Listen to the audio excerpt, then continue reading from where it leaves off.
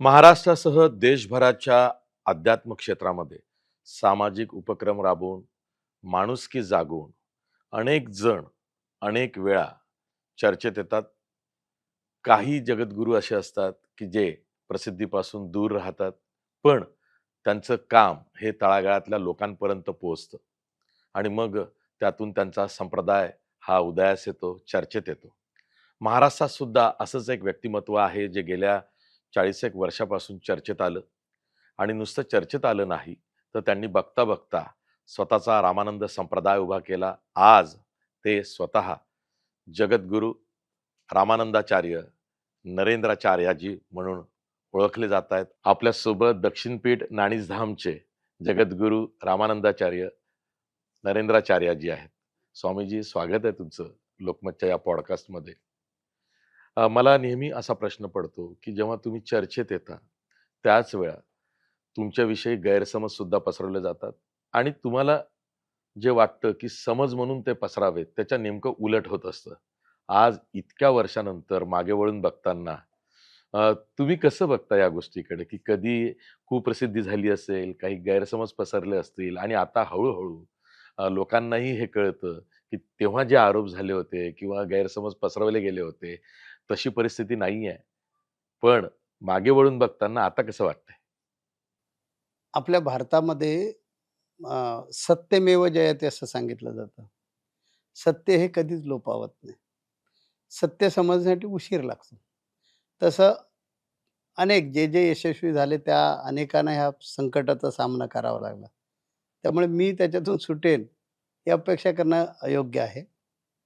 मी मानवता धर्म पाळतो आणि मानवता धर्म या गोष्टीवर माझा विश्वास आहे.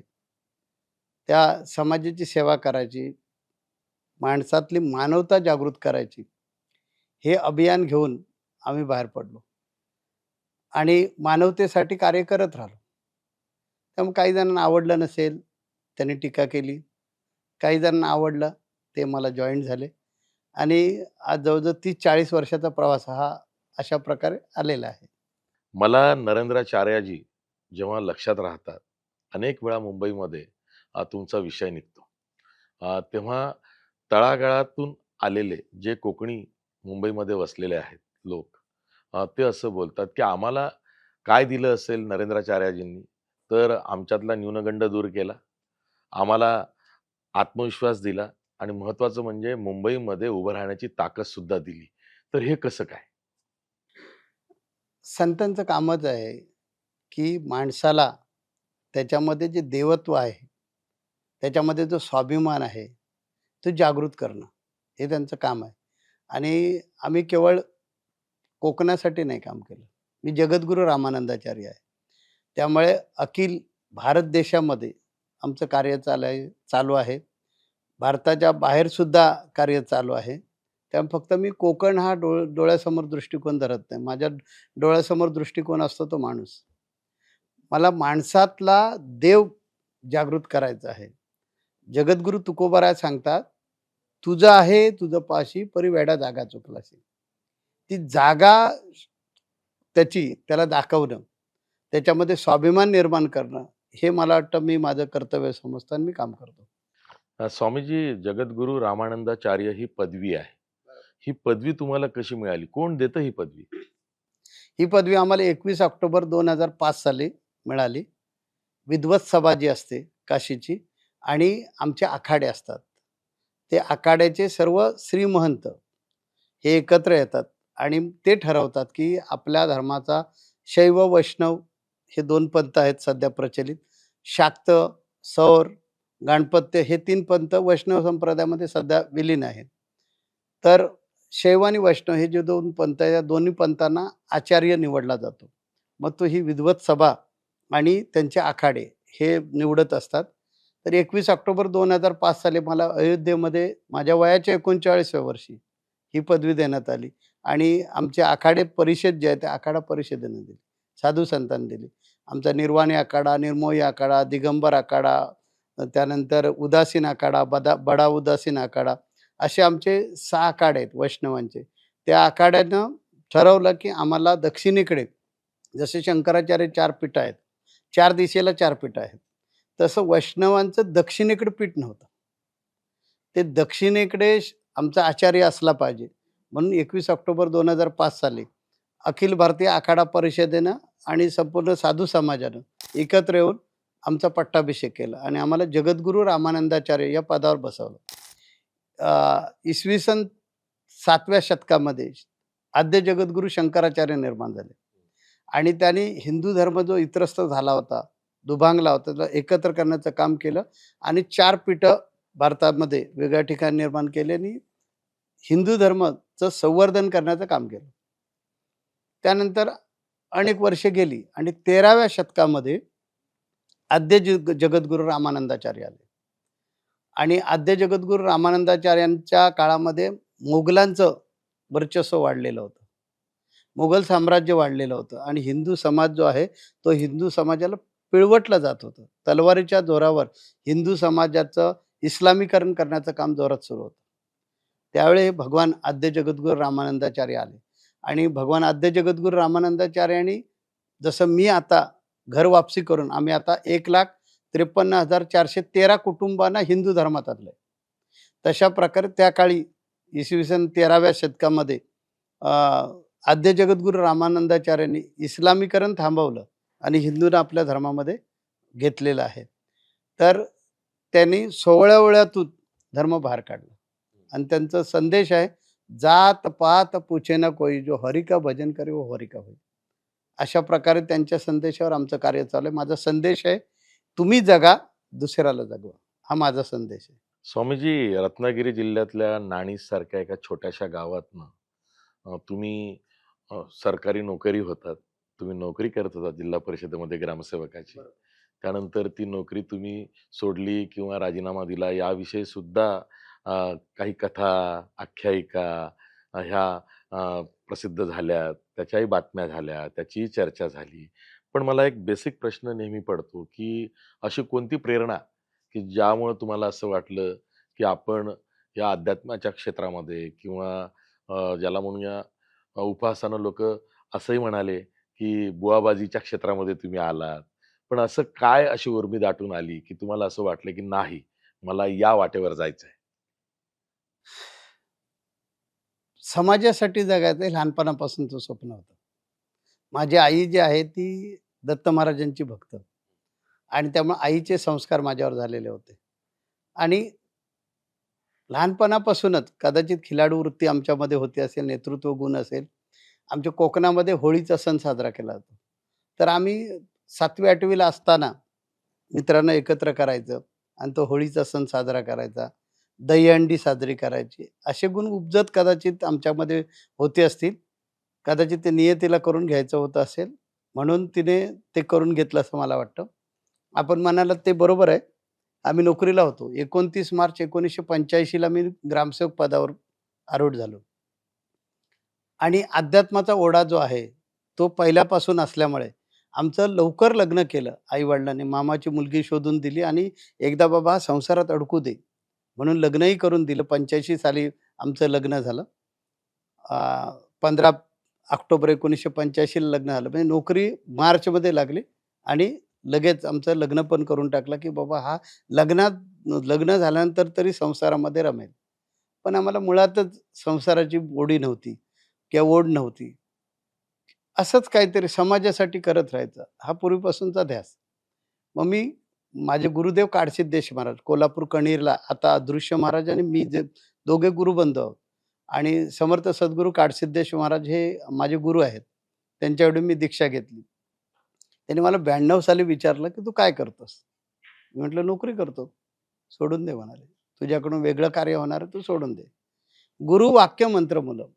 मी दुसऱ्या दिवशी गेलो, बेसिक पे भरला आणि राजीनामा दिला. आणि मी राजीनामा देऊन स्वेच्छानिवृत्ती घेतली आणि 8 वर्ष सर्व्हिस झाली होती. 14 फेब्रुवारी 1992 ला व्ही.के. गौतम म्हणून त्यावेळचे CEO आहेत. त्यांच्या सहीचं माझ्याकडे ऑर्डर आहे. पण मी कधी खुलासाच देत नाही त्या गोष्टीचा. पण बातम्या अशा पसरल्या, हां, की पण मी नोकरीवरून कधी काढलं गेलं. हां, मला सस्पेंड केलं, मी फ्रॉड केला वगैरे अशा प्रकारच्या काही वाटेल त्या अफवा पसरवल्या. आपण काम करत राहायचं. आपल्या कृतीतून ते सिद्ध होईल. म्हणून माझ्याकडे आमची जर विकिपीडिया पाहिलात किंवा आमच्या वेबसाईटवरती ऑर्डर आहे. भक्तगणाने ठेवलेली. आमची राजीनामा मंजूर झालेली. 1.5 ओळीमध्ये ऑर्डर आहे. NB सुर्वे ग्रामसेवक यांनी दिनांक अमुक-अमुक तारखेला राजीनामा दिलेला आहे. तर त्यांचा राजीनामा या आदेशाद्वारे स्वीकृत करण्यात येत आहे. एवढा 1.5 ओळीचे आदेश आहे. पण मला गरज नाही वाटली की खुलासे द्यायचं. आपण काम करत राहायचं. सत्य हे सत्य राहणार आणि ते कधीतरी उघडकीला येणार. म्हणून मी कधी त्याचा खुलासा दिला नाही. कारण मला ठाऊक आहे की मी चालतोय, तो रस्ता योग्य आहे आणि मी योग्य मार्गावर आहे. त्यामुळे त्याचा खुलासा द्यावा किंवा त्याच्यामुळे लोक बाजूला होतील.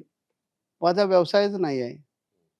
हा व्यवसाय नाही आहे. त्यामुळे मला त्याच्यासाठी विचार करायला पाहिजे असं नाही. नरेंद्र दाभोळकर तर आमच्या पाठी लागले होते. कारण आम्ही लोकांच्या अंधश्रद्धा निर्मूलनाचे. Correct, correct, correct. लोकांच्या अडचणी ऐकून घेतो आणि त्यांना अंधश्रद्धांपासून बाजूला काढतो. माझी त्रिसूत्री आहे. तुमचे डोळे विज्ञानवादी ठेवा, मन अध्यात्मवादी ठेवा आणि बुद्धी वास्तववादी ठेवा. या त्रिसूत्रीनं जगा. भक्ती देव प्रसन्न होण्यासाठी करायची नसते. प्रापंचिक लोकांना मी सांगतो, देव प्रसन्न होण्यासाठी भक्ती नाही करायची. भक्ती यासाठी करायची की तुला जगताना तुझ्यामध्ये संयम, समयसूचकता, प्रगल्भता, साधक-बाधक विचार करण्याची क्षमता, तुझ्यामध्ये नेतृत्व करण्याचे गुण आले पाहिजे, तुझ्यामध्ये खिलाडू वृत्ती आली पाहिजे, तुला साधक-बाधक विचार करता आला पाहिजे. यासाठी तुझं अंतर्मन आणि बहिर्मन एकाग्र कर. ते केलंस तर 100% तू एकाग्र होशील आणि तुझ्यामध्ये ती क्षमता निर्माण होईल आणि जीवनातले प्रसंग तू हाताळशील. मी नेहमी लोकांना सांगतो, जीवन हा प्रवास आहे. जन्माच्या स्टेशनवरून सुरुवात करतो आपण, मृत्यूच्या स्टेशनवर जातो. तो मधला जो प्रवास आहे त्याचं नाव जीवन. ह्या जीवनात फक्त 3च प्रकारचे प्रसंग येतात. एक आनंदाचा प्रसंग येतो, दुसरा दुःखाचा प्रसंग येतो आणि तिसरा संमिश्र असतो. त्यात दुःख पण असतं, आनंद पण असतो. आनंद तुम्हाला पचवता आला पाहिजे. आनंद पचवता आला पाहिजे हां, दुःख झेलता आलं पाहिजे. आणि दुःख झेलता आलं पाहिजे.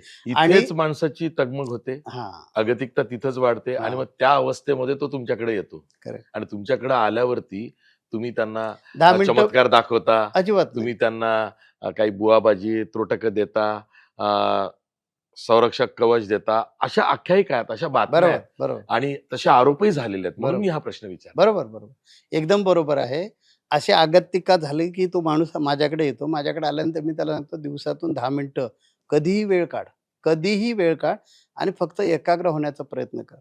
आणि माझं दुसरं पथ्य, स्वप्नात सुद्धा कुणाचं वाईट चिंतू नका. ही माझी 2 पथ्य आहेत. मला कधी पैसे लागत नाहीत. माझं म्हणणं आहे, की मग भिकाऱ्यामध्ये आणि साधूमध्ये फरक काय? भिकारी सुद्धा पैसे घेतो आणि आशीर्वाद देतो. संत जर पैसे घेऊन आशीर्वाद देत असतील, तर संतामध्ये आणि भिकाऱ्यामध्ये फरक काय? संतांनी समाजाकडचं घ्यायचं नाही, समाजाला द्यायचं. भोंदू बाबा आणि साधू हाच यांच्यातला फरक आहे. फरक हाच हा फरक कसा आहे. ओळखायचा? हाच फरक आहे, की जो समाजाला भीतीमधून बाजूला काढतो आणि स्वतःला त्याला स्वावलंबी बनवतो, तो संत आहे. आणि जो भीतीमध्ये ठेवतो, दडपणाखाली ठेवतो, तो भोंदू आहे.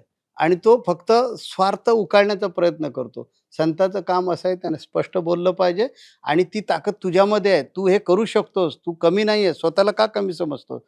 अशा प्रकारे त्याला जागृत करणं हे संताचं काम आहे आणि ते संतांनी केलं पाहिजे. स्वामीजी, नाणीजला आता ते श्री क्षेत्र नाणीज आहे, नाणीज धाम आहे आणि खूप लोक तिथे येतात. संप्रदाय तुमचा वाढला आहे. आता महाराष्ट्रात तर तो वाढला आहे, देशात वाढला आहे. ठिकठिकाणून लोक नाणीजला येत आहेत. आल्यानंतर जे नेहमी येतात ते तर तुमचे भक्त आहेत, भाविक आहेत. पण जे पहिल्यांदा येतात तेही समाधानी होताना दिसत आहेत. असं काय मिळतं त्यांना तुमच्याकडनं की त्यांचं समाधान होतं? त्याला जी स्टॅबिलिटी पाहिजे ना, ती देण्याचं काम मी करतो. कशी करतो? तर विज्ञानाच्या माध्यमातून देतो. माझा अंगारे, गंडे, दोरे, धुपारतीवर विश्वास नाही आहे. अंगात येणे हे थोतांड आहे असं माझं म्हणणं आहे. कोकणामध्ये कळे लावले जातात. त्याच्यावर मी टीका करतो. माझं पुस्तक आहे. पुस्तक आहे भेद अंधश्रद्धेचा. हे माझं पुस्तक आहे. देवाच्या अंगावर जे कळे लावले जातात, त्याच्यावर पाणी सोडलं जातं आणि धूप घालून गाभाऱ्यामध्ये ते हलवलं जातं आणि सांगितलं जातं, "देवा अमुक सोड, तमुक सोड" वगैरे. ही अंधश्रद्धा आहे असं माझं म्हणणं आहे. पाण्याचं बाष्पीभवन झालं की तो कळा पडतो. हां. तिथे देव नाही आहे. ही आपलं अज्ञान आहे. अध्यात्म एक शास्त्र आहे. ते शास्त्रीयदृष्ट्या जर समजून घेतलं, तर तुम्ही अंधश्रद्धेपासून बाजूला राहाल. ते आपल्याला कळत नाहीये. म्हणून शाळा कॉलेजमध्ये अध्यात्मशास्त्र शिकवलं पाहिजे. कारण हे जीवनाशी अत्यंत निगडीत आहे. माणसाला माणूस म्हणून बनवण्याचं काम कोण करत असेल तर अध्यात्म. माझं म्हणणं आहे की विज्ञानाने केली क्रांती, परंतु अध्यात्माशिवाय नाही मनःशांती.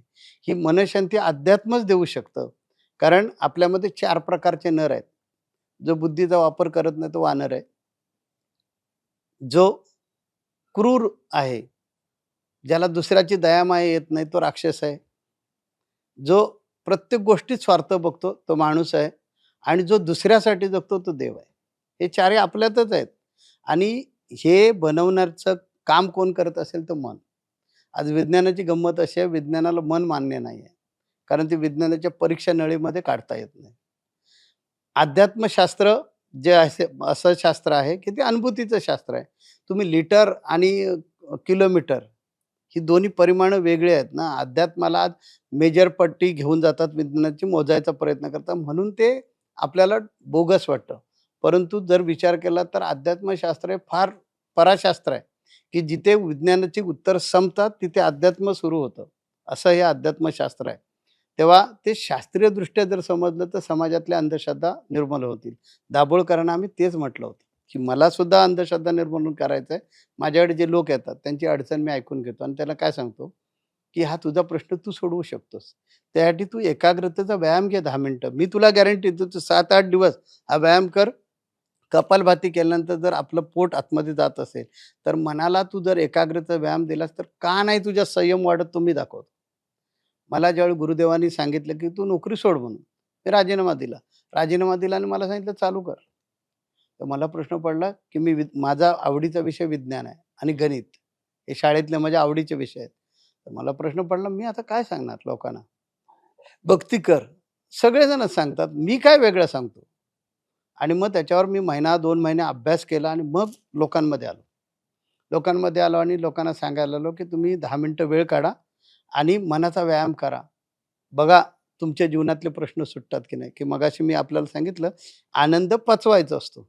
दुःख झेलायचं असतं आणि आनंदाने दुःख असा ज्यावेळी प्रसंग असतो, त्यावेळेस स्थितप्रज्ञ राहायचं असतं. स्वामीजी, श्रद्धा आणि अंधश्रद्धा यामध्ये खूप थिन लेयर आहे. कुणाला ती श्रद्धा वाटू शकते आणि कुणाला ती अंधश्रद्धा वाटू शकते. तर श्रद्धा आणि अंधश्रद्धा यातला फरक जर का तुम्हाला कोणी विचारला, तर तुम्ही काय सांगत असता? अंधश्रद्धा की ज्या अज्ञानाला पोसतात, अज्ञान विकसित करतात, धाकधपश्या दाखवून तिकडे बळजबरीनं जे विज्ञानाच्या कसोटीवर टिकणार नाही, अशा गोष्टींचे दावे करतात ती अंधश्रद्धा. पण अनेक वेळा काय होतं, की श्रद्धा आणि अंधश्रद्धा यातली जी धूसर रेषा आहे, ती नकळत त्या भक्ताकडनं किंवा भाविकाकडनं आणि गुरु किंवा आचार्याकडनं सुद्धा पुसली जाते आणि मग ती श्रद्धा अ, कधी-कधी अंधश्रद्धा ठरते. अंधश्रद्धा बनते. तर असा प्रसंग तुमच्याही बाबतीत आला असेल, की कधी-कधी भक्त अतिरेक करतात गुरूवर, आचार्यावरती, की आम्ही काही तुम्हाला सोडत नाही. आम्ही काही अ, अ, आम्हाला आमचं हे तुम्हाला द्यावंच लागेल. नाही, नाही. कसं असतं, मी नेहमी सांगतो मी गाईड आहे.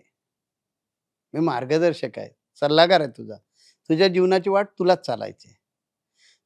डोळे विज्ञानवादी ठेवा तीच माझी त्रिसूत्री आहे. माझी त्रिसूत्री काय आहे लोकांना, तुझे डोळे विज्ञानवादी ठेव, मन अध्यात्मवादी ठेव आणि बुद्धी वास्तववादी ठेव, की तुला ते समजलं पाहिजे, की आपण अंधश्रद्धांच्या आहारी जातोय. नाही गेलं पाहिजे, थांबलं पाहिजे.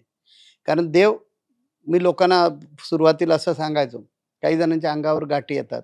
मग त्याला देवीची गाठ आली, एखाद्या झाडाला वेगळ्या प्रकारचा आकार आला, की तो देव आला, गणपती आला वगैरे. हे थोतांड गोष्टी आहेत. अशा गोष्टींच्या नादी लागलं नाही पाहिजे. तुमच्यात देव आहे.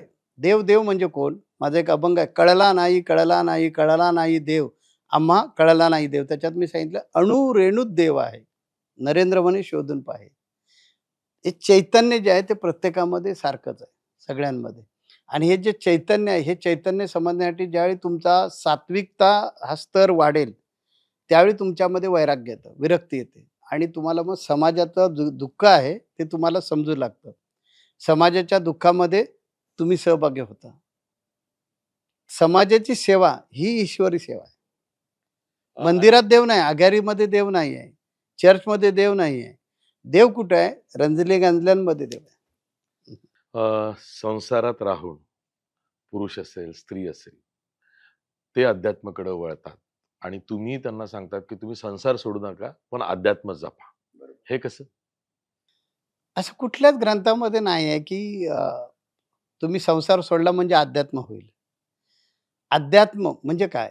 तर आद्य आत्मा, या चराचरामध्ये एक आद्य आत्मा आहे. त्याला परमात्मा असं म्हणतो, जो चैतन्य रूपानं आहे, जो कणाकणामध्ये वसलेला आहे. त्याची जाणीव तुमच्या मनाला ज्यावेळी होईल, त्यावेळी खऱ्या अर्थानं तुम्ही आध्यात्मिक आहात. त्यासाठी संसार त्याग न करिता, प्रपंच उपाधी न सांडिता, जनामध्ये सार्थकता विचाराची होय. मी लोकांना असं सांगतो, संसार सोडायची गरज नाही. प्रपंचचा त्याग करण्याची गरज नाही. मानपानाचा त्याग करण्याची गरज नाही. त्याच्यातून तुम्ही एवढाच विचार करा, मलाच हात का दिले देवानं? की 84 लक्ष योनी आमच्या अध्यात्मात सांगितलं तर आहेत. त्या 84 लक्ष योनीमध्ये फक्त मनुष्य योनी अशी आहे, की तिला हात दिलेले आहेत. तिलाच स्पेशल बुद्धी दिली आहे. बाकीच्या प्राण्यांना पण बुद्धी आहे, पण आपली बुद्धी स्पेशल आहे. तिलाच स्वतःच्या मनानं कर्म करण्याचा अधिकार दिलाय त्या मनुष्य योनीला. त्याच योनीला इतरांपेक्षा लाज वाटते. ही सगळी आयुधं आहेत जीवन सुधरवण्यासाठी. स्वतःचं जीवन सुधरवा आणि इतरांचं जीवन सुधरवा. ह्याच्यासाठी तू माणूस म्हणून जन्माला आलेला आहे. म्हणून "नर करणी करे तो नर का नारायण बन जाय" म्हणून सांगितलेलं आहे. तर आपल्यामध्ये ते सामर्थ्य, आणि ते सामर्थ्य आपण विसरलेलो असतो. ते गुरूंचं काम आहे. तुमचं सामर्थ्य तुम्हाला दाखवणं. आमच्या वेदांनी सांगितलेलं आहे तत्वमसी, म्हणजे ते तत्वच तूच आहेस. अहम ब्रह्मास्मी, म्हणजे मीच ब्रह्म आहे. दुसरा वेद सांगतो तत्वमसी, म्हणजे ते तत्व तूच आहे. अयं ब्रह्म, म्हणजे आपण सर्वच ब्रह्म आहोत. ब्रह्म म्हणजे परमात्मा, म्हणजे परमेश्वर. आपल्या सगळ्यांमध्ये परमेश्वर आहे. फक्त ती बघण्याची दृष्टी आपली नसते, ती संत देतात. म्हणून संतांकडे येतात. स्वामीजी, 1992 पासूनचा जर का आपण काळ बघितला, तर आता आपण 2026 मध्ये आहोत. 32-33 वर्ष झाली आहेत, की नाणीज हे चर्चेत आलं, आज वाढलं, तुमचा संप्रदाय वाढला, भक्तगण वाढलेत. हिंदू धर्मामध्ये आपण पुरुषसत्ताक पद्धती ही जास्त राबवली जाते, ती बिंबवली जाते आणि महिलेला आदर दिला जातो, पण मान दिला जात नाही. तुमचं उलटं आहे, की महिला वर्गांसाठी सुद्धा अध्यात्म असलं पाहिजे. महिलेचा आदर झाला पाहिजे, तसा तिला मानही मिळाला पाहिजे आणि तुमच्या भक्तगणामध्ये महिलांची संख्या सुद्धा खूप मोठी आहे. तर हे कसं काय? याला एक मानवी दृष्टिकोन लागतो, की नाही, महिलांचा आदर जसा झाला पाहिजे, तसाच तिला मान-सन्मानही मिळाला पाहिजे आणि पुरुष जे करतो, तेही महिलेला करता आलं पाहिजे. तर हे कसं काय? कारण फार रेअर असं होतं, की आपण इतरत्र बघतो, की महिलेला एक तर उपहासानं टोचलं जातं, नाही तर तिला अति आदर दिला जातो, पण तिला मान दिला जात नाही, तिला मानाचं पद दिलं जात नाही. बरोबर. आम्ही मराठवाड्यामध्ये, आमचं मराठवाड्यामध्ये एक पीठ आहे. तर मराठवाड्यामध्ये मुलींसाठी वेद पाठशाळा सुरू केली. बरं. महाराष्ट्र म्हणजे आमचं नाणीज पीठ जिथे आहे, तिथे मुलांसाठी वेद पाठशाळा आहे. म्हणजे ब्राह्मण आणि ब्राह्मणेतर मुलांना वेद शिकण्याचा अधिकार असला पाहिजे. म्हणून आम्ही कवी कुलगुरू कालिदास विद्यापीठ नागपूरचं जे रामटेकचं आहे, महाराष्ट्र शासनाचं संस्कृत विश्वविद्यालय, त्याची शाखा नाणीजला चालवतो. आणि तिथे हिंदू धर्मातील सर्व जातीच्या मुलांना आम्ही पुरोहित बनवतो 2 वर्षाचा सिलेबस शिकवून. का तर आमची संस्कृती टिकली पाहिजे. संस्कार टिकले पाहिजे. संस्कार टिकले तरच तुमची संस्कृती टिकेल, आणि संस्कृती टिकली तरच तुमचा धर्म टिकणार आहे. तर ते आज जवळ-जवळ आम्ही 16-17 वर्ष काम करतोय. तसं ह्या जूनपासून आम्ही मुलींसाठी सुद्धा वेदपाठ शाळा काढलेल्या आहे. आणि माझं म्हणणं, स्त्रियांना सगळ्या क्षेत्रामध्ये अधिकार असला पाहिजे. कारण स्त्री ही ओरिजिनल शक्ती आहे. आपण ज्यावेळी पूजेला बसतो, त्यावेळेला आपल्याला न्यास करावे लागतात. कारण न्यास याचा अर्थ की आपल्या शरीरामध्ये शक्ती आणावी लागते.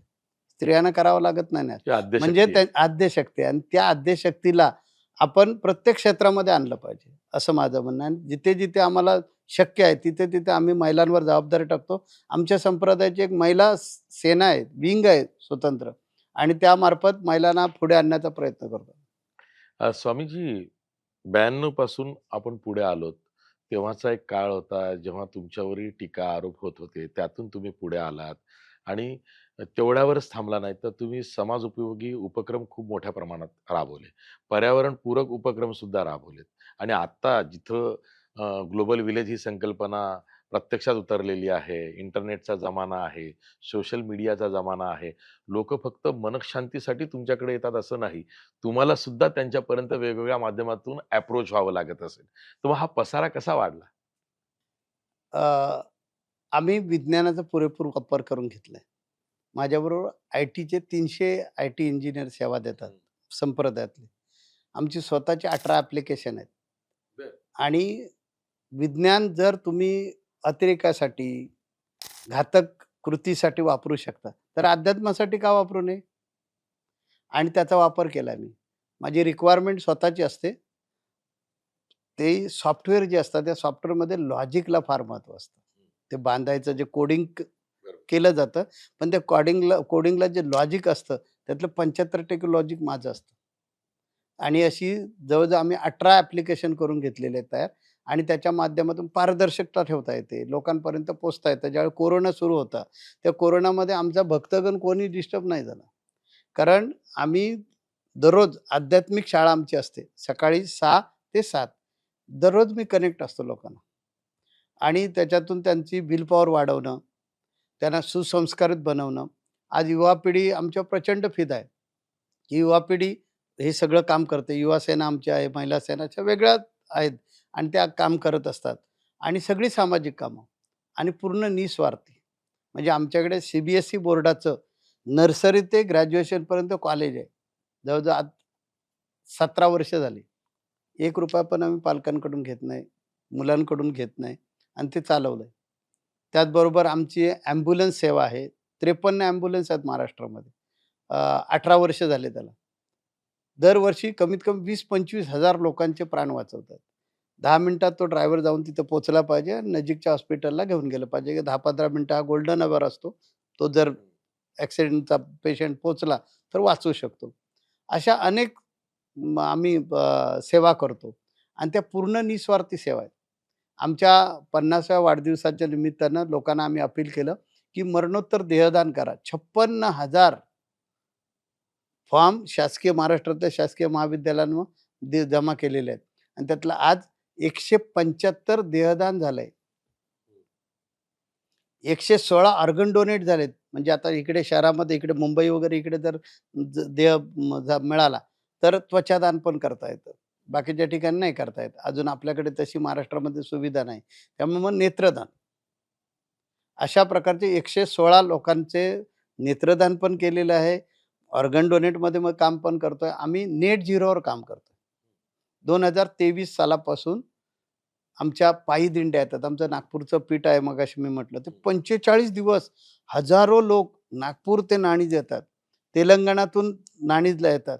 गोव्यातून नाणीजला येतात. इथून वसईला आमचा मठ आहे मुंबईमध्ये. तर मुंबईतून नाणीजला जातात. अशा प्रकारे आमची 7 पीठावरून ह्या पायी दिंड्या येतात आणि जनजागरण करतात ग्लोबल वॉर्मिंगबद्दल. बरं. की प्लास्टिकचा कमी वापर करा, पाणी अडवा, पाणी जिरवा, वृक्ष लावा. ग्लोबल वॉर्मिंगचे जे दुष्परिणाम आहेत ते सांगतो आम्ही. आमच्या नाणीच्या पीठावर म्हणजे सगळ्याच पीठांवर नेट झिरोचा प्रयत्न चालला आमचा असं. आणि कच्चे बंधारे बांधा, ग्राम स्वच्छता करा. त्यानंतर एस-टी-पी जे प्रकल्प आहेत ते आमच्या पीठांवर चाललेत. तर अशा प्रकारचा ज्यावेळी तुमचा दृष्टिकोन असतो, त्या तरुणांना तो आवडतो आणि मग तरुण आकृष्ट होतात त्याच्याकडे आणि मग ते आमचे सुरुवातीपासूनची भूमिका आपण फक्त नेतृत्व करायचं आणि त्यांना दिशा द्यायची. मग ते घेऊन जातात पुढे आणि तसं चालवतात. महाराष्ट्रभर काय मी म्हणेन देशातून अनेक वेळा अशी मागणी होत असेल, की आमच्याकडं कच्चे बंधारे बांधा किंवा समाजोपयोगी उपक्रम आमच्याकडे सुद्धा झाले पाहिजेत. पण जेव्हा अशी मागणी येते, तेव्हा त्यांनी काय करायचं? कुठे मागणी करायची? मागणी येण्याची गरज नाही. आमचा सगळ्या भारत देशामध्ये संप्रदाय आहे. त्यामुळे सगळीकडे हे काम चालू असतं. दर महिन्याला एक उपक्रम आहे. मी नियोजनाला जीवनामध्ये फार महत्त्व देतो. 92 म्हणजे आमच्या वेबसाईटवर बघितलं तर 97 पासूनची कॅलेंडर आहेत. 97 सालापासून मी कॅलेंडर पहिलं माझी दिनचर्या ठरवतो. 365 दिवसाची आणि ती दीड वर्ष अगोदर तयार होते. म्हणजे फॉरवर्ड प्लॅनिंग म्हणतो आपण. हां. मी नियोजनाला फार महत्त्व देतो. तुमच्या जीवनामध्ये नियोजन असेल तरच तुम्ही जीवनामध्ये सक्सेस होणार. तुमचा जो तुमच्यासाठी वेळ थांबत नाही कधी. त्या वेळेवर तुम्हाला स्वार होता आलं पाहिजे. आणि विधायक जर कार्य तुम्ही हातामध्ये घेतलं, निस्वार्थी असेल, त्याच्यामध्ये तुमचा व्यक्तिगत काही फायदा नसेल, तर समाज तुमच्या पाठीमागे उभा राहतो आणि काम करत असतो. आम्ही एका खेडेगावातून आज संपूर्ण जगभर पसरलोय. त्याचं प्रमुख कारण हेच आहे, की लोकांना माहिती आहे, की हे स्वतःसाठी काही करणार नाहीत. जे करणार ते समाजासाठी करणार. पण आता नाणीजला सर्व क्षेत्रातली मोठी-मोठी लोकं येतात. अभिनेते येतात, राजकारणी येतात. मी तुमचं बरचसं साहित्य बघितलं. त्यामध्ये पंतप्रधान नरेंद्र मोदी असतील, देशाचे गृहमंत्री अमित शहा असतील, सरसंघचालक मोहन भागवत असतील, इतरही नेते मंडळी आहेत, मंत्रीगण आहेत.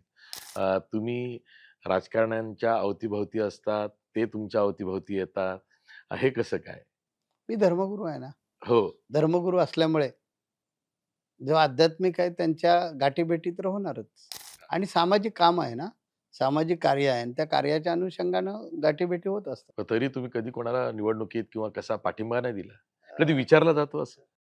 राजकारण हा माझा विषय नाही. मी सांगतो मला राजकारणातलं फारसं काय कळत नसतं. पण कधी असं विचारलं जातं, की तुम्ही आमच्या नावानं पाठिंबा तरी जाहीर करा? असं मी कधी करत नाही. पण हिंदुत्व जे आहे, हिंदुत्व जगण्यासाठी प्रयत्न धर्मगुरूंनी केले पाहिजे. आज बांगलादेशची परिस्थिती काय, की आम्ही तिथे अल्पसंख्याक झालेलो आहोत आणि त्यामुळे आज अत्याचार किती वाढलेत. तर हिंदू वाचण्यासाठी राजसत्ता जी आहे, त्या राजसत्तेनं लक्ष दिलं पाहिजे हिंदू धर्म वाचण्यासाठी आणि त्यामुळे जे हिंदुत्ववादी विचाराचे आहेत, त्यांना साथ आमचे अनुयायी देत असतात आणि त्यात गैर काही नाही आहे.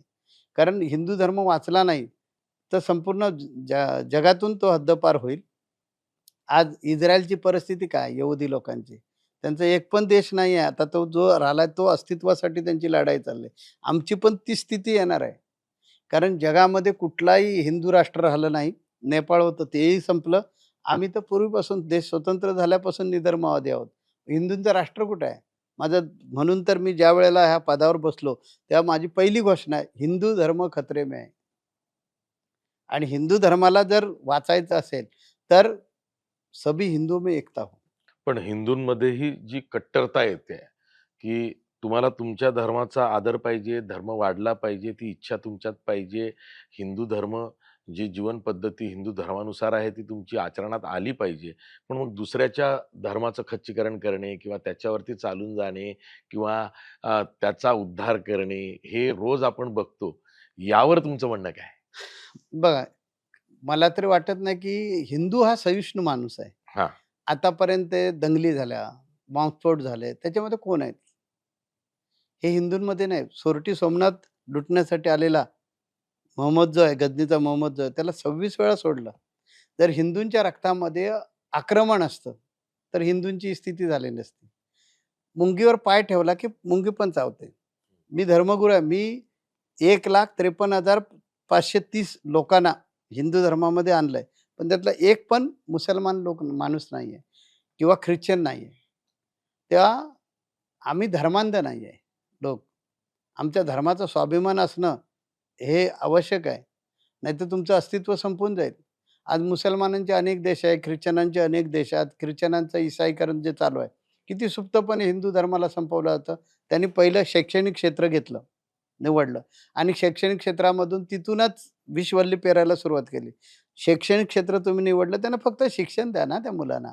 तिथेच तुम्ही येशू शिकवताय आणि हिंदू धर्माबद्दल नफरत शिकवताय. ही चुकीची गोष्ट आहे. आज ह्या अजेंड्यावर मी काम करतोय. घरवापसी अजेंड्यावर काम करतो म्हणून मी पाहिलं, की हे लोक अज्ञानाचा फायदा घेतात. परिस्थितीचा फायदा घेतात आणि धर्मांतर करतात. हे किती गैर आहे? का? तर हे वोट बँकेचं राजकारण करायचं आहे त्यांना.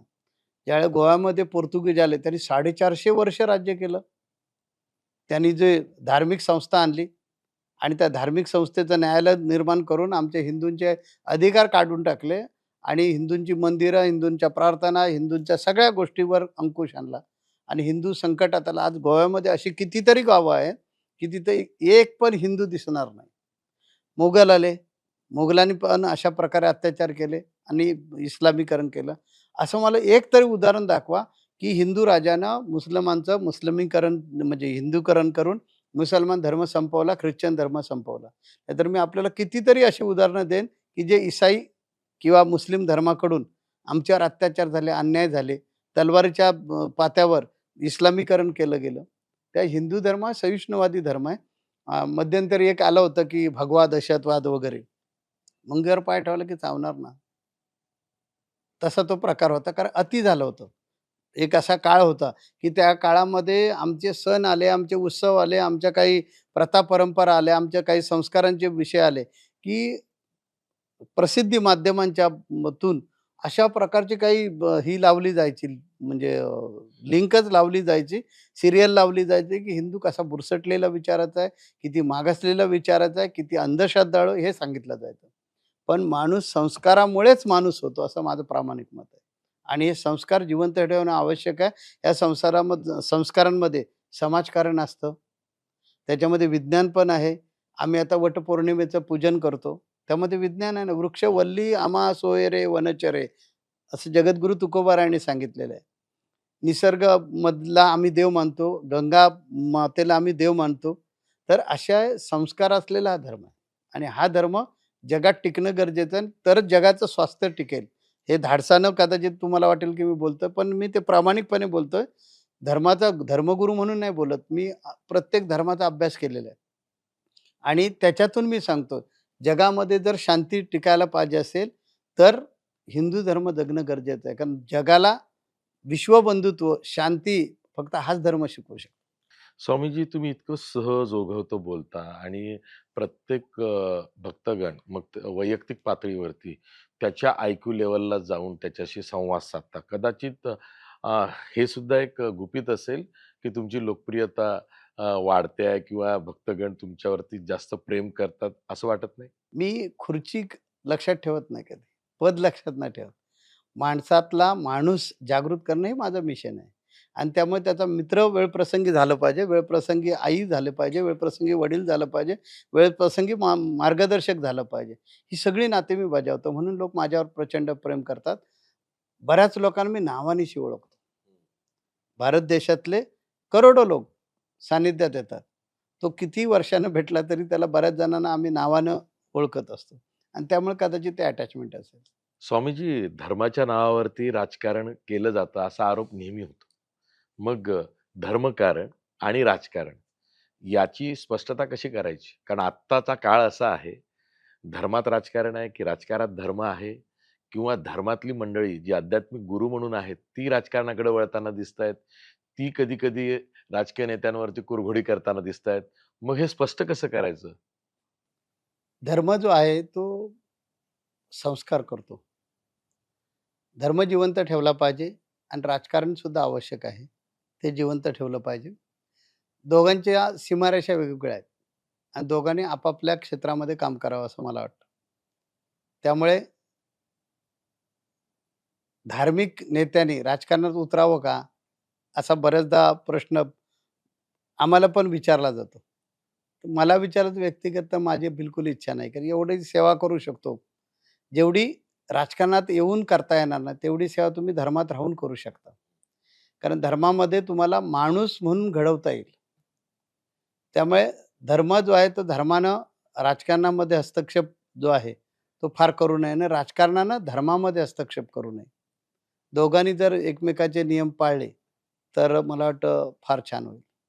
2027ला नाशिकमध्ये कुंभमेळा होतोय आणि त्यानिमित्तानं खूप आव्हानं आहेत. म्हणजे सरकारसमोर सुद्धा आयोजनाचं आव्हान मोठं आहे. आता आपण प्रयागराजला चेंगराचेंगरी झाली. त्यानंतर नाशिकमध्ये जो कुंभमेळा होतोय, तिथं सगळी व्यवस्था चोख असावी, याकडं सरकार लक्ष देतंय. पण ते देत असताना वृक्षतोड असेल, इतर बाबी केल्या जातायत. त्याविरोधात आंदोलन सुद्धा सुरू आहे.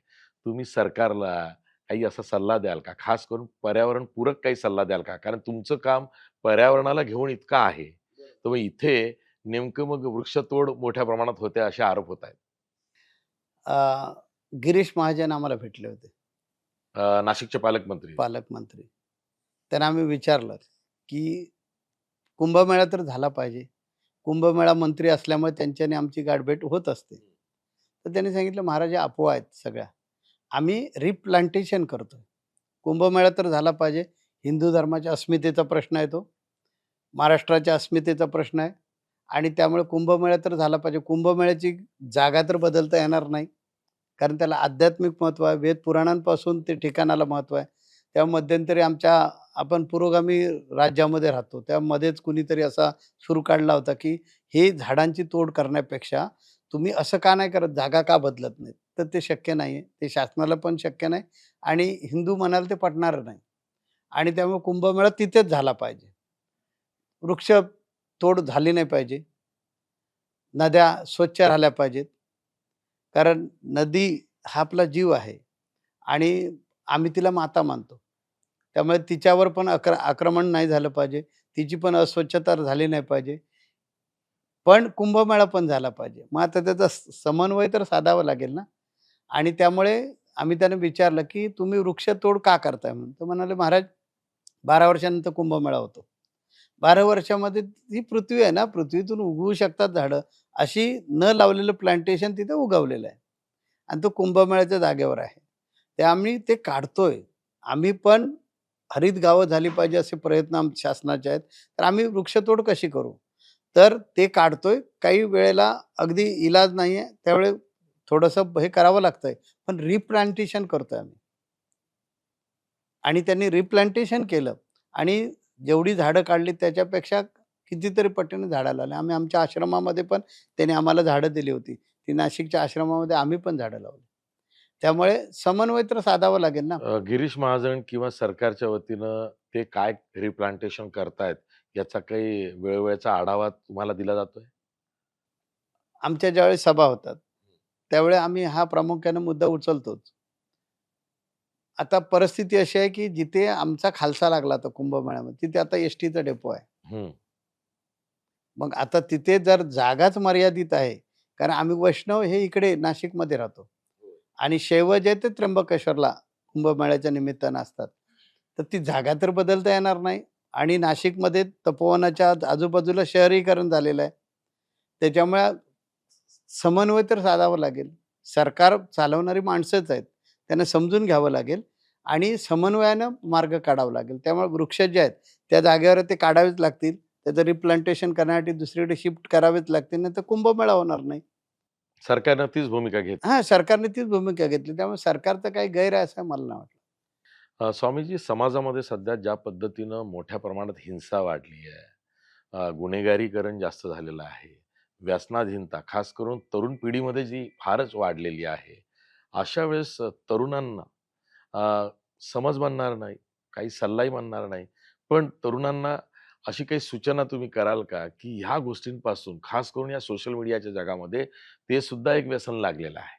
तर अशा वेळेस तरुण पिढी इथून पुढे काही वर्षांनी ती कशी वाहवत जाईल किंवा ती वाहवत जाऊ नये आत्ताच, यासाठी तुम्ही काही मार्गदर्शन करता? तरुण भरकटलेला नाहीये. तरुण गोंधळलेला आहे. बाहेरून आपला भारत देश हा विकसित देशामध्ये येता कामा नये. यासाठी सातत्यानं प्रयत्न चालू आहेत आणि त्यामुळे मग सोशल मीडिया असेल, वेगळ्या प्रकारची प्रसारमाध्यमं असतील, यांच्या माध्यमातून अशा प्रकारचे संस्कार केले जातात, की तरुण व्यसनाधीन कसे होतील, असा प्रयत्न केला जातो. जसं जपानमध्ये सगळे वृद्ध आहेत. प्रगती होत नाही. चायनामध्ये ती परिस्थिती निर्माण झाली. भारत हा तरुणांचा देश आहे आणि हा तरुणांचा देश जग पादाक्रांत करू शकतो, विश्वगुरू होऊ शकतो.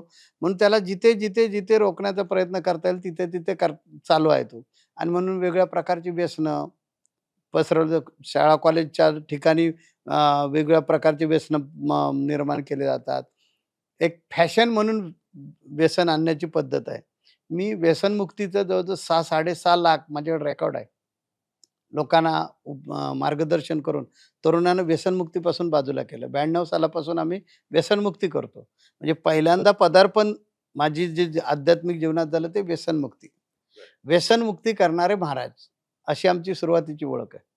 पण एखाद्याचं व्यसन इतकं असेल, की ते सुटतच नसेल, अशीच लोकं तुमच्याकडे येतात. बरोबर. मग ते व्यसन सोडवणं किती कठीण आहे? हां, कठीण आहे ते. अ, व्यसन सोडण्यासाठी गंडे, दोरे, दारू, धुपारती ह्याने दारू कधी सुटणार नाही किंवा व्यसन तो सुटणार नाही. व्यसन करण्याची 5 कारणं आहेत. त्यातलं पहिलं कारण आहे संस्कार. म्हणजे आई-वडील जर असे असतील, तर माणूस तशा प्रकारे बिघडतो. दुसरं कारण आहे सहवास, मित्रांचा सहवास. तिसरं कारण आहे फॅशन. चौथं कारण आहे टेन्शन आणि 5वं कारण आहे अज्ञान. ह्या 5 कारणांपैकी कुठल्यातरी कारणानं माणूस व्यसनी होतो. आणि त्याला जर सोडायचे असेल तर त्याचं मन जागृत करावं लागतं. त्याच्या मनाला ज्यावेळी लाज वाटते, की आपण करतोय ते चुकीचं करतोय. मी मानसशास्त्राआधारे मार्गदर्शन करतो आणि मग तो थोड्या वेळानं माणूस म्हणतो, "नाही, मी सोडतो, मी चूक करतो, बरोबर आहे." त्याला अशा प्रकारे आम्ही पटवून देतो, की टेलर असतो. त्या टेलरचा मुलगा शिलाई मशीन चालवतो. त्याला खास कुठं ट्रेनिंग घ्यावं लागत नाही. तो बघतो कोणाचं, तर तो म्हणतो बापाचं की आईचं बघत असतो. केस कापणारा जो माणूस असतो त्याचा मुलगा घरी केस वडिलांचं बघून शिकतो. त्याला खास ट्रेनिंग घेऊन यावं लागत नाही. तसं आपण व्यसनी असलो तर आपला मुलगा कसा फुकट जाईल? आपल्या पिढीला आपण कशाप्रकारे फुकट घालवतोय? हे ज्यावेळी त्याला कळतं आणि मग लाज वाटायला लागते त्याला. समाजामध्ये मान प्रतिष्ठा संपलेली असते. अशा गोष्टी ज्यावेळी त्याच्या मनाला पटतात, तेव्हा तो म्हणतो, "नाही, मी दारू सोडतो नाही." अशी मी जवळ-जवळ 6,00,000 लोकांची दारू सोडली. आमच्या कॅलेंडरमध्ये आता पण ते आहे कॅलेंडर प्रसिद्ध झालेलं. प्रत्येक महिन्याला एक व्यसनमुक्तीचा दिवस असतो आणि त्या दिवशी कमीत कमी 700-800 लोक असतात, भारत देशातून सगळीकडून आणि त्या व्यसनमुक्तीच्या लोकांना त्यावेळी फुल टाईट होऊन आलेले असतात. शेवटची आहे, परत पिता येणार नाही म्हणून. मग त्याला आदल्या दिवशी आणून थोडं व्यसन त्याचं म्हणजे उतरलं, की मग मार्गदर्शन करायला सुरुवात करतो. आणि ज्यावेळी त्याला अशा प्रकारचं त्याला भीती घालून काही उपयोगाचं नाही. त्याच्या मनाला कळलं पाहिजे. मनाला ज्यावेळेस पटेल ते त्यावेळी तो सुटणार. त्याला कळतं, की दारू पिणं आरोग्याला घातक आहे. दारूमुळे कॅन्सरसारखे आजार होतात, टीबीसारखे आजार होतात, लिव्हर फेल होतो. हे सगळं कळतं. पण जोपर्यंत त्याचं मन जागृत होत नाही, म्हणून मगाशी मी म्हटलं, की अध्यात्मशास्त्र जे मनावर इलाज करणारं शास्त्र आहे. आणि मग आध्यात्मिक मार्गाने त्याला भीती-भीती घालून तो नाही ऐकणार. तर ज्यावेळी त्याचं मन समृद्ध होईल, नाही चुकीचं करतोय मी. त्याला आम्ही असं एक उदाहरण देतो, की एक डॉक्टर आहे, एम-डी आहे. तुझी बहीण आहे का? तर हो आहे. तिच्याशी लग्न करण्यासाठी मी एम-डी डॉक्टरना पाठवतो. एकुलता एक आहे. आई-वडील त्याचे डॉक्टर आहेत. 40-50 एकर जमीन आहे. एम-डी म्हटल्यानंतर त्याला दिवसाला कमाई किती असेल त्याचा विचार कर. फक्त तो पितो. तू बहीण देणार का? तर नाही म्हणतो. का नाही देणार? बेवडा आहे तो. मग तू कोण आहेस? अशा प्रकारे त्याच्या मनाला लज्जा म्हणजे अशा अनेक प्रकारची उदाहरणं देतो आम्ही त्याला पटवून. मग तो म्हणतो मी दारू सोडतो. तर तो जो माणूस आहे, तरुण जो आहे, तो या फॅशनच्या नावाखाली गोंधळलेला आहे. काय करायचं? पुरोगामीच्या नावानं बिघडलाय. हल्ली स्त्रिया पण दारू पितात फॅशन म्हणून. मोठ्या फॅमिलीतले जे आहेत, की स्वतःला उच्चभ्रू समजणारे दारू पितात, व्यसनं करतात. फॅशन आहे म्हणतात. त्यांचं बघून मुलं अनुकरण करतात. तर हे जे अंधानुकरण आहे, ते समाजाला गोंधळात टाकणार आहे. आणि ते जोपर्यंत आपला ऱ्हास आहे ह्याच्यामध्ये हे कळत नाही, तोपर्यंत ते थांबणार नाही. स्वामीजी, आचार्य म्हणून तुमच्याशी सहज संवाद साधता येतो आणि त्यामुळंच भक्तगण मोठ्या संख्येनं तुमच्यापर्यंत येतात. कधी असे आई-वडील येतात का, की आमच्या मुलांना सोशल मीडियाच्या आहारी ते गेलेले आहेत, तर त्यातून तुम्ही सोडवा? हो, हो. तेही व्यसन वाटतं आता आणि बरोबर. आहेही ते. आता 3-4 वर्षाची मुलं मोबाईल घेतात आणि बसतात. तेच आम्ही आमच्या आध्यात्मिक शाळेमध्ये सकाळी हे संस्कार करतो, की आपण ह्या सोशल मीडियाचा उपयोग जेवढं सोशल मीडिया चांगला आहे, तेवढं घातक कसं आहे? हे व्यसन कसं आहे? त्याचे शारीरिक परिणाम, मानसिक परिणाम कसे होतात? ते त्या लोकांना सांगतो. त्यामुळे जसं दारू किंवा इतर व्यसन सोडण्यासाठी येतात, तसे हे सोशल मीडियाचं व्यसन सोडण्यासाठी पण लोक येतात आमच्याकडे. स्वामीजी, तरुण जर का एखादा असेल आणि त्यांना असं वाटत असेल, की आम्ही प्रोफेशनल आहोत, आमचा जॉब सुरू आहे, काहींचा व्यवसाय सुरू आहे, तरी सुद्धा आम्हाला आध्यात्मिक ज्ञान हवंय किंवा या क्षेत्रात यायचं आहे. अशी मंडळी पण येत असते. येतात ना. मग त्यांच्यासाठी काही वेगळा कसं उपक्रम असतं, की करता? तरुणाकडे जी शक्ती असते, ती शक्ती आणि भक्ती या 2 गोष्टींचा जर त्याने संयोग केला, तर तो उत्तम प्रकारचा जीवनामध्ये निर्णय घेईल. अध्यात्मात येणं म्हणजे सर्वस्वाचा त्याग करणं नाही. अध्यात्मामध्ये येणं म्हणजे आपली मानसिकता जी आहे ना, ती अपडेट ठेवणं. आपल्यामध्ये कारण सध्या इतके टेन्शन, नोकरीमध्ये टेन्शन. कारण कॉर्पोरेट लेव्हलला जेवढा पगार दिला जातो, तेवढाच त्याच्याकडून रिझल्ट काम पाहिजे काढून असतो. घेतलं जातं. हां. तर अशा प्रकारे असल्यामुळे टेन्शनग्रस्त जो माणूस आहे, त्या टेन्शनग्रस्त माणसाला मी टेन्शन फ्री कसं जगायचं, कसं आनंदी राहायचं, आहे त्याच्यामध्ये कसं समाधान राहायचं, ते शिकवतो. म्हणजे टास्क आणि टार्गेट याच्या पलीकडे जाऊन तुझी मनःशांती महत्वाची आहे. आणि मनःशांती जर त्याची चांगली असेल, तर आपला त्याचा जो टास्क आणि टार्गेट ते पण तो सिद्ध करू शकतो किंवा हासिल करू शकतो. कारण त्याच्यामध्ये ती पेशन निर्माण होतात, दृष्टी निर्माण होते. आलेला प्रसंग हाताळायचा कसा ते त्याला कळत असतं. समोरच्या कस्टमरशी कसं बोललं पाहिजे ते त्याला कळत असतं आणि त्यामुळे तो बरोबर त्याला कॅच करतो. स्वामीजी, मी मुंबईमध्ये फिरत असताना अनेक असे तुमचेच भक्तगण बघतो, की जे खिशाला सुरक्षा कवच त्यांनी लावलेलं असतं. तर यातल्याच एका भक्तगणाला मी विचारलं, की "हे काय आहे?" तर त्यांनी सांगितलं, की "हा पेन नाहीये, हे आमचं सुरक्षा कवच आहे, जे स्वामीजींचं आहे." तर मग ते सुरक्षा कवच का दिलं जातं आणि त्याचं मूल्य घेतलं जातं का? हे कवच जे आहे, त्याला तुम्ही कवच म्हणतो, तो आमचा बॅच आहे. बरं. हां, त्याला वेगळ्या भाषेमध्ये प्रत्येकजण म्हणतो. ते कधी आपण पाहिलत का? की त्याच्यावर काय आहे? त्याचा एक संदेश आहे. तुम्ही जगा, दुसऱ्याला जगवा. माझं सांगणं आहे, या कृतीचं जर प्रत्येकानं अवलंबन केलं, तर जगामध्ये शांती लाभेल. विश्वशांती या करण्याची गरज नाही. प्रत्येकानं मला जसं जगण्याचा अधिकार आहे, तसा इतरांना सुद्धा जगण्याचा अधिकार, हे मनावर बिंबवलं, तर मला वाटतं जगामध्ये जी अशांतता निर्माण झाली ती थांबेल. ह्याचा संदेश वाहणारे ते वाहक आहेत सगळे आणि त्याचा तो बॅच आहे. जो तो आपापल्या पद्धतीने त्याला सांगतो. आता राहिला पैशाचा प्रश्न. हे जे साहित्य आहे, हे साहित्य मी कधी विकत नाही. जगद्गुरू नरेंद्राचार्य महाराज संस्थान ट्रस्ट आहे. त्या ट्रस्टवर मी ट्रस्टी सुद्धा नाही. किंवा हे जे साहित्य हे ट्रस्टमध्ये विकलं जातं, त्याचा वेगळा फर्म आहे. त्याच्यातून ते हे केलं जातं. आता तुम्हाला ग्रंथ हवा आहे, पुस्तकं पाहिजेत आध्यात्मिक ज्ञानाची, तर प्रेस आमचा नाही आहे ना स्वतःचा किंवा कागद आमच्याकडे तयार होत नाही. त्याची जी किंमत असेल ती घेणार ना ते, असं. तो त्यांचा व्यवसाय, माझा काही संबंध नाही. स्वामीजी, तुमचा जो रामानंद संप्रदाय आहे किंवा नाणीज धाम आहे, इथून पुढचे 10 वर्ष हा सगळा आवाका कोणत्या दिशेनं कसा वाढेल, काय बघता? आमच्या संप्रदायाचा संदेश आहे सेवा, साधना आणि आचरण. ही त्रिसूत्री आहे संप्रदायाची. तर समाजासाठी जगत राहा. जसं ज्ञानेश्वर महाराजांनी पसायदान मागितलं. आता विश्वात्मक हे देवे म्हणजे विश्वाच्या कल्याणासाठी जो त्यांनी प्रयत्न केला. ज्ञानेश्वर माऊली वैष्णवच आहेत. तेव्हा जगाचं कल्याण व्हावं, विश्वाचं कल्याण व्हावं, विश्वात शांती प्रस्थापित व्हावी, यासाठी जिथे सेवा जी करणं शक्य आहे, ती करण्याचा आमचा प्रयास राहणार. आता आम्ही 41 प्रकारच्या सेवा करतो समाजासाठी. जेवढ्या अजून करता येतील तेवढ्या करण्याचा प्रयत्न करणार आणि समाजामध्ये आनंद पसरला पाहिजे, शांती पसरली पाहिजे, हे माझं मिशन आहे. जगद्गुरू रामानंदाचार्य, शंकराचार्यजी हे सरकारी व्यासपीठावर जास्त दिसत नाहीत किंवा तुम्ही सरकारपर्यंत जास्त अप्रोच होतही नाहीत आणि तशा बातम्या पण मी तरी फारशा वाचल्या नाहीत. असं का? कारण हा मोह तुम्ही कसा आवरता? राजकारण हे क्षेत्रच वेगळं आहे आणि अध्यात्म हे क्षेत्र वेगळं आहे. मला काही शासनाकडे मागायचं नाही. माझ्या गरजाच काही नाही. हे एक ड्रेस, ना त्याला काही किस्सा आणि मला व्यक्तिगत जीवन नाही आहे आणि त्यामुळे मला काहीच मागायचं नाही ना. सरकारकडे मला अनुदान द्या, मला अमुक द्या, मला तमुक द्या, असं काही मागायचं नाही. लोकांचं कार्य आहे, लोकं चालवतात. आता आमची सी बोर्ड आहे. नर्सरीपासून ग्रॅज्युएशनपर्यंत आज 10-15 वर्ष आम्ही चालवतो. ₹1 सुद्धा गव्हर्नमेंटकडे कधी फंड्स मागितले नाही आम्ही. 53 ॲम्ब्युलन्स आहेत. ह्या 53 ॲम्ब्युलन्सला खर्च तर येत असणार. पण ज्यावेळेस समाजाला कळतं, की अरे हे सगळं फुकट आहे.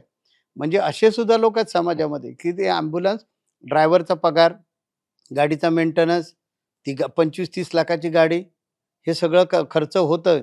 तर काही लोक असे सुद्धा आहेत, की गाडी दिसली की थांबवतात आणि पेट्रोल म्हणजे डिझेल भरून देतात, की नाही अरे हे चांगलं काम करतात. त्या ज्यावेळी तुम्ही समाजाभिमुख कार्य करत असता, तर समाज ते सगळं उचलून धरतो.